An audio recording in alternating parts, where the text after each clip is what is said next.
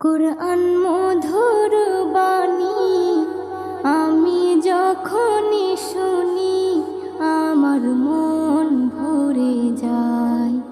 কুরআন মধুর বাণী আমি যখনই শুনি আমার মন ভরে যায়। শোনো মুমিন মুসলমান, পড়ে দেখো না কুরআন, কত শান্তি পাওয়া যায়। কুরআন মধুর বাণী।